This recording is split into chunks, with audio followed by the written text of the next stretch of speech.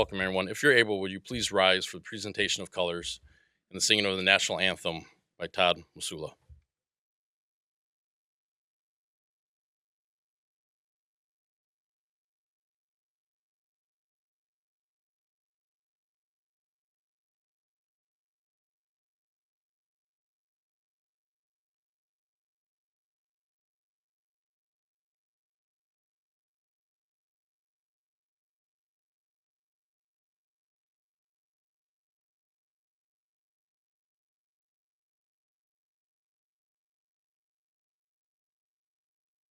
Oh, say, can you see by the dawn's early light what so proudly we hailed at the twilight's last gleaming? Whose broad stripes and bright stars through the perilous fight o'er the ramparts we watched were so gallantly streaming. And the rocket's red glare, the bombs bursting in air, gave proof through the night that our flag was still there. Oh, say, does that star-spangled banner yet wave o'er the land of the free and the home of the brave?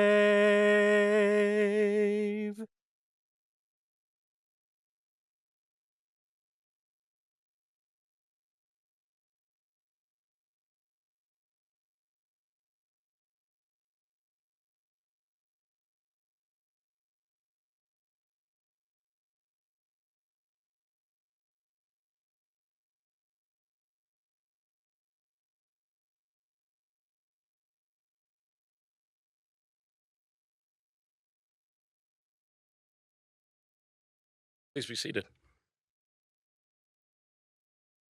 I want to take just a quick moment to really thank the Kent Metro Honor Guard for their presentation colors. We call on them multiple times a year for between different corrections academy graduations and our police academy graduations. They always show up and do an excellent job for us. So really appreciate them. Well, welcome everybody. My name is Bo Peters. I'm the interim director of the Police and Corrections Academies here at GRCC. And I want to take a moment to also thank some other people for supporting us for our 17th Corrections Academy graduation or class here. Before we move along, some of those people we want to thank Mr. Micah Perkins, Board of Trustees from here at GRCC, Cameron Buck, Dean of Lakeshore Campus and Interim Dean of School of Business and Industry, Dr. Linnell Talbert, GRCC Criminal Justice Department Head, and Professor Gary Ebels of the Criminal Justice Department. I also have to thank all of our instructors who teach in our academy program. When I started in this position just last month, I was told how incredible the instructors are, and that was very accurate. Their knowledge and ability to teach adult learners, excuse me, is second to none. And as after speaking with the deputies and looking at the evaluations, they really appreciated their ability to teach. I also have to thank Miss Rachel Crapo, who works incredibly hard behind the scenes to make sure everything gets done, including tonight's ceremony.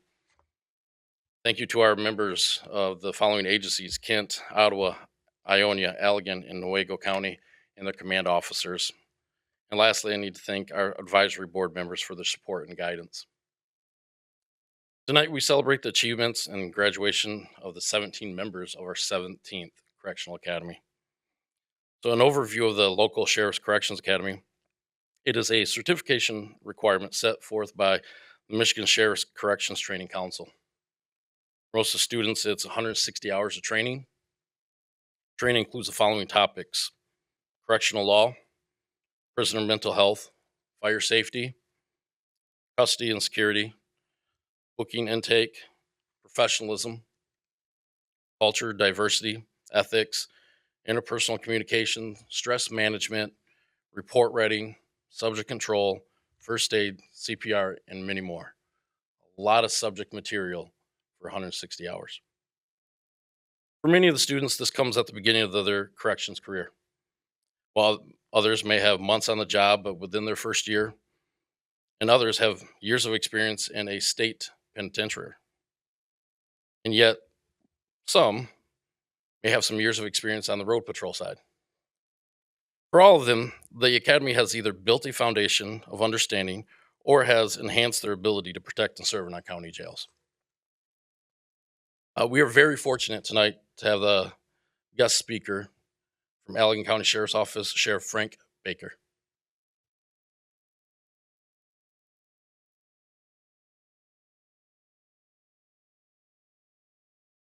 Good evening. I'd like to thank Director Peters for inviting me to be with you here tonight. I also want to thank the instructors and staff at the GRCC Corrections Academy for all your hard work in making this celebration possible. Also want to thank the families and friends of the graduates for sharing your loved ones with us and supporting their decision to enter the field of corrections. And most importantly, I want to congratulate the graduates who have put in so much time and effort to successfully complete and graduate from the GRCC Corrections Academy today. You're starting your careers in corrections during an exciting time, a time of change. Corrections has become a long way in the past few decades, and the level of professionalism is growing fast. The only thing holding us back is the limited number of people willing to take on this challenging career. I started my career in law enforcement over 3 decades ago, and for many of you, that was probably before you were born. But you'll find it goes by very quickly. But when I started, the field of corrections wasn't as professional as it is today. During that time, education and training were not prerequisites nor required. The training standards you have met to be a local corrections officer did not even exist. This lack of established education, training, and standards resulted in low pay and few benefits. Therefore, the field of corrections was not often looked at as a long-term career. It was often considered a temporary stopgap job.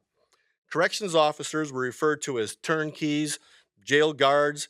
These names were reflective of an ideology that all this profession required was ability to lock and unlock doors and hand out a food tray, which we all know and understand is certainly not the case. Can you imagine how the level of training and professionalism varied from county to county?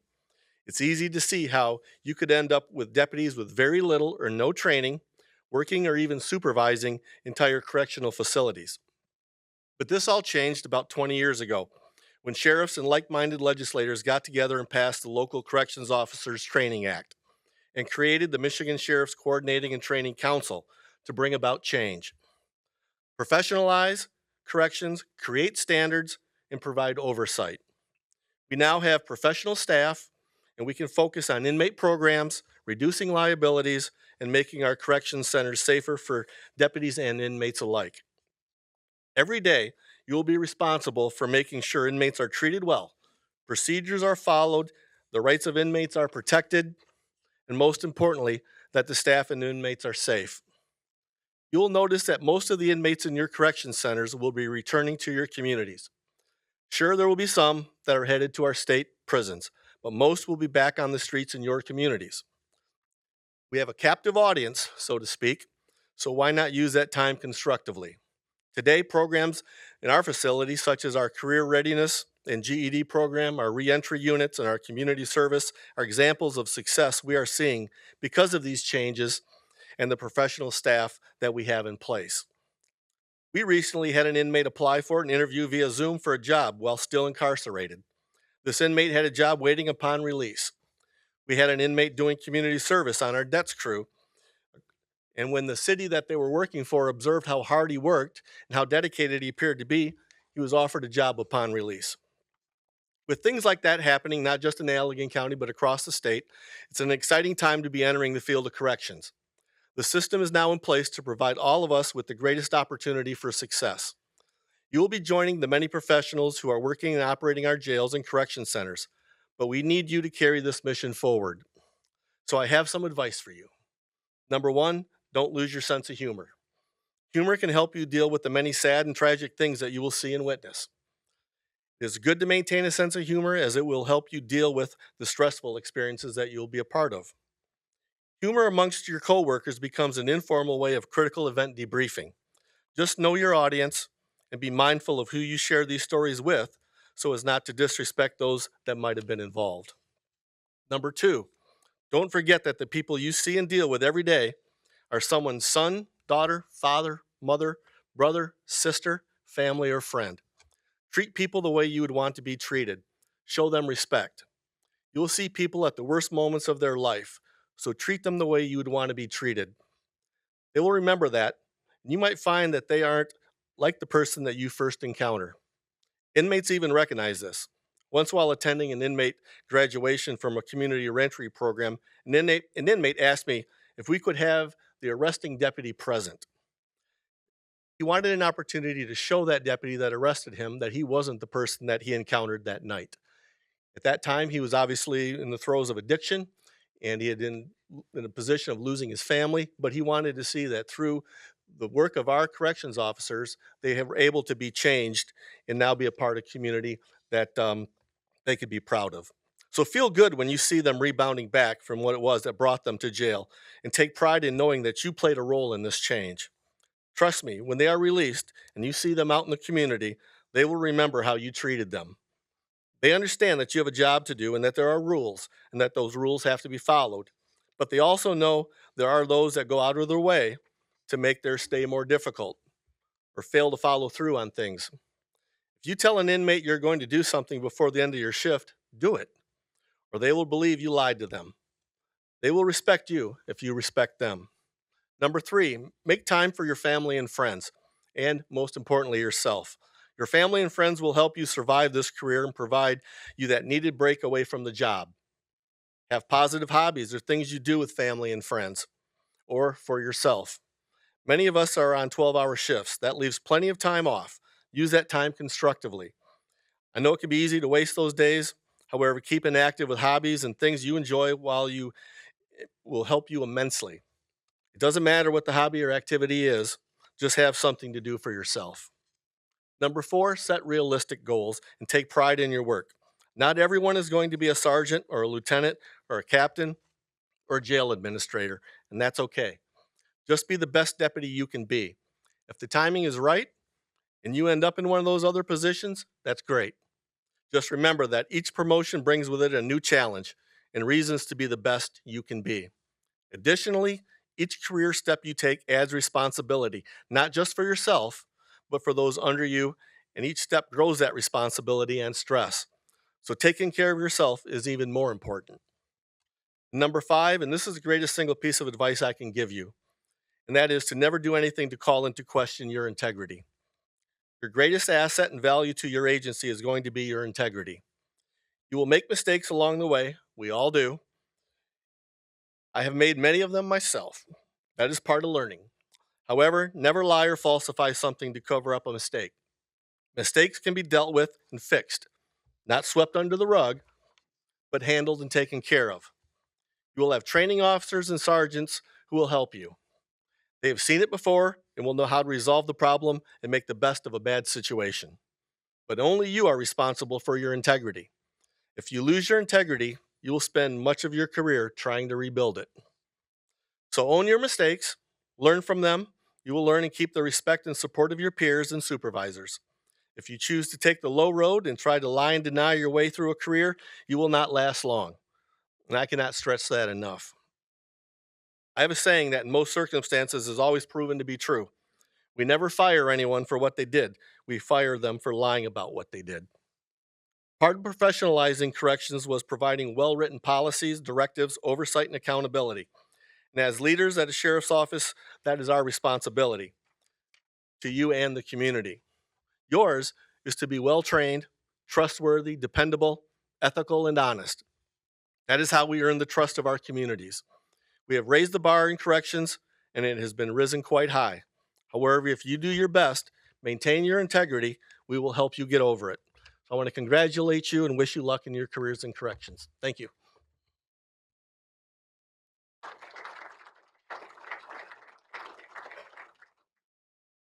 Thank you, sir. Well, each session we ask the students if anyone would like to be a class spokesperson, and not surprisingly, we don't have a lot of people jump up at that opportunity. So this session, we asked them to all vote. And then I collected those votes, reviewed them, and the vote winner, if you classify that, was Deputy Spencer Radke, who I asked, would you be willing to speak? And he thankfully said yes. So, Deputy Radke.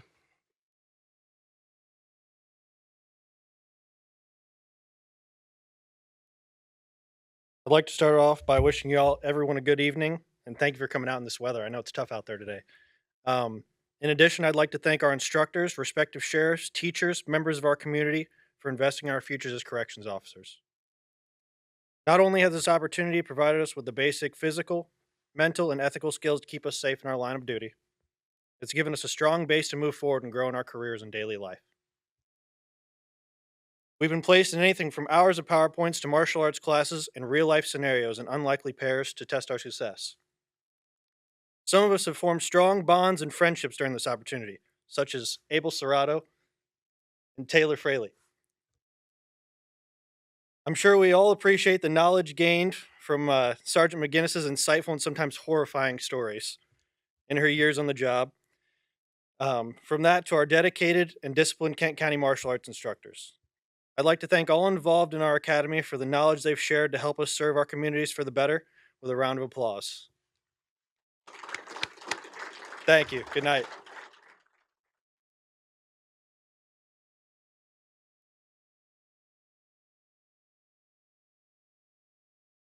Thank you, Deputy Radke. Also, with each session, we want to award one student for their outstanding performance. The students again submitted a vote as to whom they think is worthy of that outstanding performance award. We also took into consideration feedback from instructors, and I reviewed grades as well. And I'm happy to say that this year's Outstanding Performance Award goes to Deputy Taylor Fraley.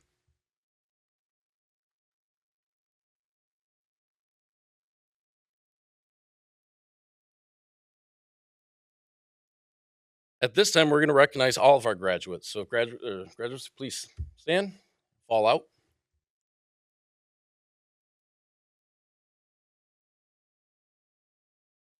I'm going to ask Dr. Linnell Talbert and Mr. Buck if they'd come forward and help with reading our graduates. Billy Bishop.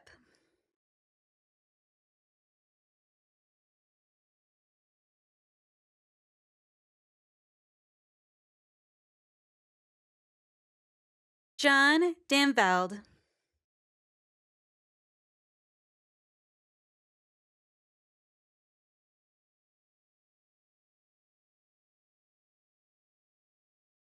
Tim Fraley.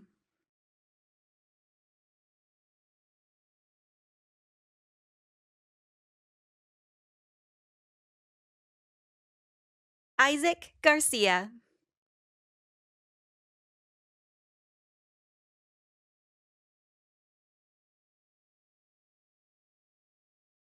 Joe Jipping.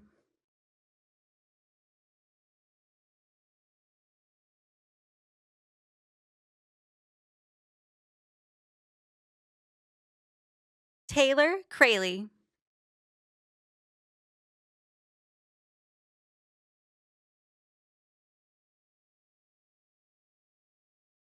Devin Lowe.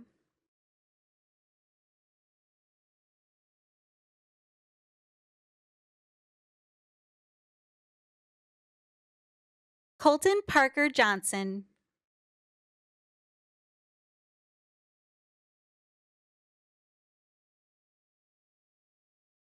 Christopher Pearson.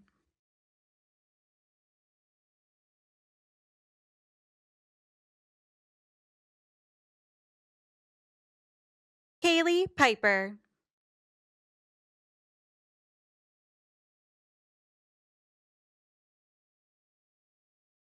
Spencer Radke.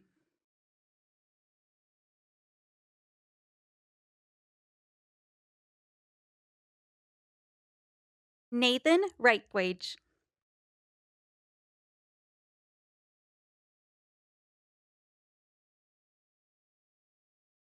Emma Rich.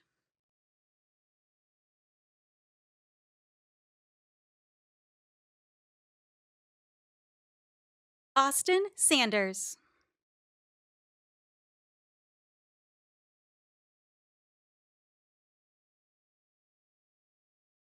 Kulani Saunders.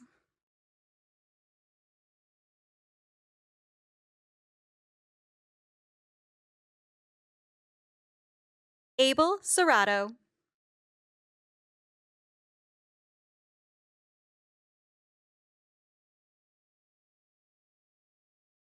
Jose Sagala.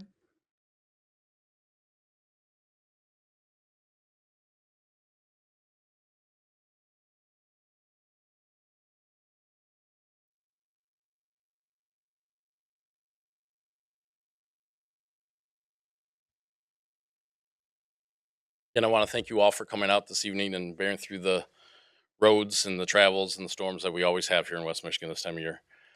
And at this time, ladies and gentlemen, I'd like to present to you the 17th class of GRCC's Correctional Academy.